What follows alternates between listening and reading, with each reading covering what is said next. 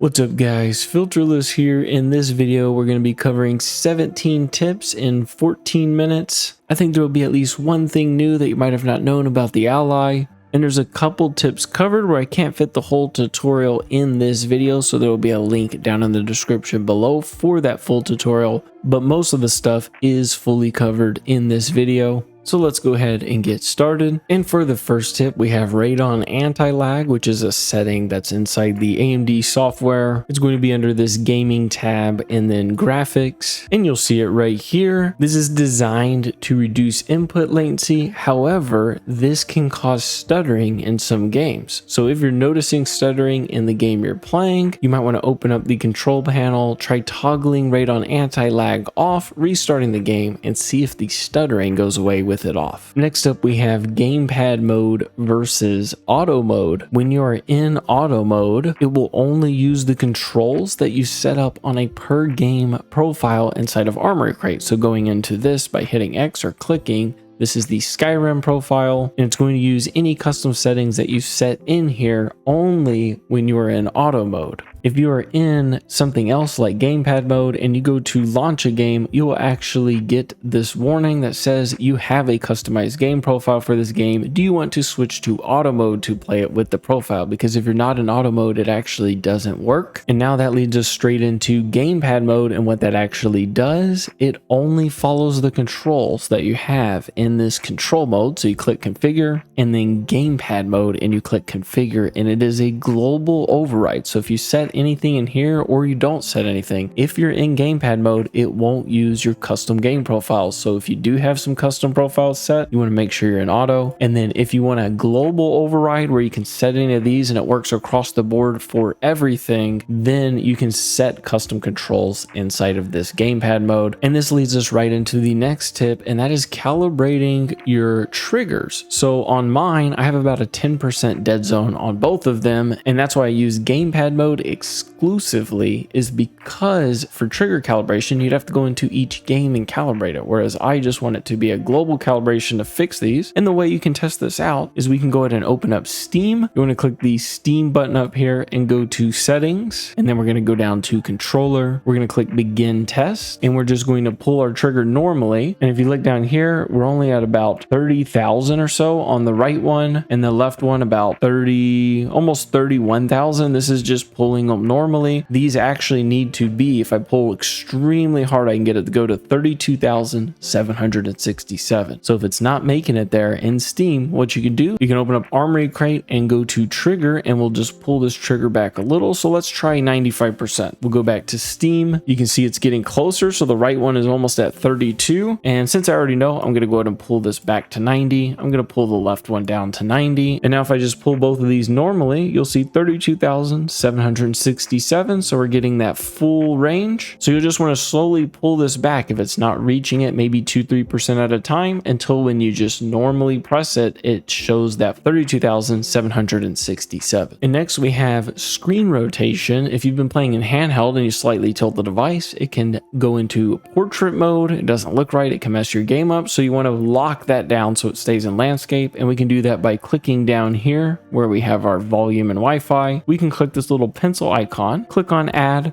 and you'll see rotation lock right here. We just click done, then we can toggle that lock on. So this means it won't rotate even if you turn the device. Next up, we have power mode. So you can see I'm in performance, we've got turbo, we have manual and silent mode. And if you're in turbo and you're noticing the temperatures are going really high into the 90 Celsius range or so, it's because there's an extremely high boost for a short period of time. It's 53 watts for 10 seconds, 43 watts for 2 minutes, and then after 2 minutes, it drops down to a steady 30 watts of sustained power. And I used to recommend going into Armory Crate right here under settings, operating mode, and then manual to change and set profiles up. However, when you click on a profile you have set, let's say 25 watts for example, and I click this checkbox, now we're at 25 locked. If we go back to 17, it will mess with the sliders and it just resets them to 25, even though this was just at 17. So what I recommend now is actually a program called G Helper for this. So in silent mode, I can just set a custom watt setting. I'll have a link down below for a more in-depth tutorial on this. For balanced, I have it set to 17 watts, as you can see right here. And for turbo, I have it locked down to 25 watts. And this works great because I can switch between these and have it set at an exact amount of watts that I want. Next up, we have battery health. Down here, you can see I'm at 80% and it's fully smart charged. And what that helps with is the battery health. So how healthy the battery is. If you're always having it plugged in and it's at 100%, it can cause premature wear and tear on the battery. So to turn this on, you can click on the start menu button. We're going to type in my ASUS, and then right under customization, you'll see battery care. We can click on that and you just toggle this battery care mode on. And something that's really cool is if you're going to be leaving and you want it to go to 100%, you can toggle this instant full mode charge, and it's a 24-hour toggle. So now it will go to 100% and you don't even have to worry about toggling it back to 80%, as it automatically will do that after 24 hours. And the next tip is adding and moving around all of these buttons to get the ones that you like. So we're going to go ahead and open up Armory Crate, and you're going to want to make sure you're on settings. And then off here to the right, you'll see edit command center. You can click on this little add and add in any of these boxes that you want. So we'll go ahead and add resolution toggle. So now if we open it up, you'll see we can go from 1080p. We can click it down to 720 right there. I've already added in the refresh rate toggle, but you can add and remove anything you'd like. And to remove them, you just click on the little X at the top and you can click and hold and actually drag these values around so you can change where they're being displayed. So we can move this over here, move this one over here, and then it's instantly taking effect and it's changing the command center. So you can add stuff you want inside of there, and that is how you change it up. Another quick tip is VRAM, and I will link a video down below showing how games can act weird with the amount of VRAM they're using. And what I recommend is 5 gigs of VRAM for my testing. You could use 5 or 6, but I definitely recommend going at least to 5 instead of 4 gigs for the reasons you'll see in the video below. And to change that, you open Armory Crate, you go to settings. We're going to click on operating mode here and GPU settings. And then right in here, we can click the drop down and select 5 gigs. And I found that to work really well across the board for most games. Another thing is if you notice your system is starting a bit slow, one thing you can do is right click on the start menu button. We can open up Task Manager here. On the left hand side, you can see right here, it looks like a RPM gauge. It's startup apps. You can click on that and then sort by enabled. And one of the things you'll probably have that you don't use is Microsoft Teams that runs. I have OneDrive disabled. When I plugged in a Logitech mouse, it added a startup. So on all of this, you can choose things that you don't want to start up. I have Steam starting up because I use a lot, but you might want to come in here and turn some things off, and you might even have more than this, so your system starts a little faster. And you can still open these, it's just it's not hogging resources as you're logging in. It kind of keeps the system a little bit more clean. Another thing is down here, you'll see I can see my Steam icon. Well, we can just click this arrow, and if you use AMD a lot or any other program, you can just click and drag it down to pin it. If you don't want it down there, then you can just click, drag it back over the arrow, and it will take it off.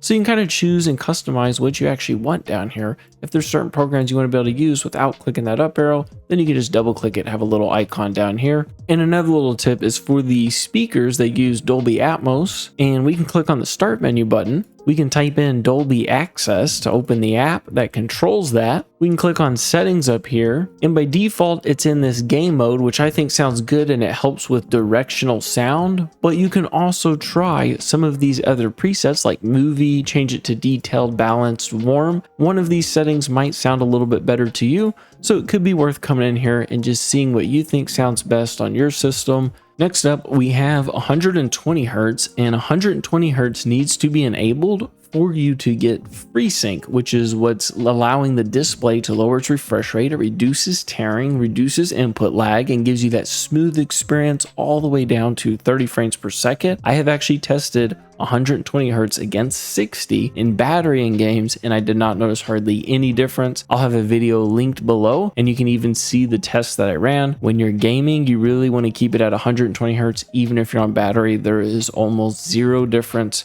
between 120 and 60 when you're gaming. Next up, we have 900p. So if I come in here and click on display settings and I scroll down, you'll see I have an option for 1600 by 900. I found that 720p was a bit too low in quality, and a lot of games struggle to maintain the FPS I want at 1080p, so 900p is a nice middle ground, and it's about 25% more FPS while still keeping great visuals. I'll have a file link down below that you can simply just run, and it enables 900p, as well as a link to a video that has more in-depth testing and a guide if you're interested in seeing the results and how it works. But I have most of my games set at 900 now, and I love it. For the next tip, we have this AMD overlay. So this is built into the control panel. I have it set up in a single column, but you can add and remove values you like, change the opacity, even add graphs to the values. I prefer this to the Asus monitor as it gives you more customization. It's a bit more out of the way. And to enable this, you're just going to click on the start menu button. We're going to type in AMD and go to AMD software. Then you're going to click on performance up here. We're going to go to overlay, and it's right here, and show metrics overlay. You can just toggle that on and off. Here's where you can adjust the column. So let's say you want a single column that looks pretty clean, and I actually don't mind that. You can also adjust the size here. You can adjust how transparent it is. You can also add graphs by selecting graphs in meters. You can see here we got the graphs. Under tracking, you can select all the values that you want to choose. GPU power and temperature are actually the APU. So when you see power consumption temperature over here,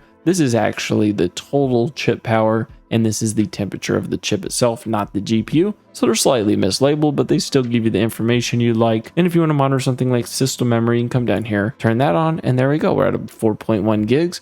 So this is really neat to be able to have. And then under the position, you can do top left, top right, or even custom. So you can even make it where it's in the middle, wherever you like, right in the middle of the screen. Choose whatever you would like with the values you like. It's really great to have this option so we can customize what we want to view. And since we're already in the control panel, here's another tip. We can go to gaming here, down to graphics. And this is where you can enable Radeon image sharpening. So RIS, this is something I really like using. It works at all resolutions, 1080p, 900p, 720p. You can just toggle it on and leave it, and it sharpens your image up. You also have Radeon Super Resolution, which is pretty good. You do need to be below the native, so you wouldn't be able to do it at 1080, but you would be able to do it at 900, 720. However, it's a little bit more finicky to get working, and it does have a performance impact. And in something like Starfield, I noticed a drastic performance hit. And you might have noticed the colors are looking way off right now. It looks a lot darker, and that is for this next tip. So if we go to gaming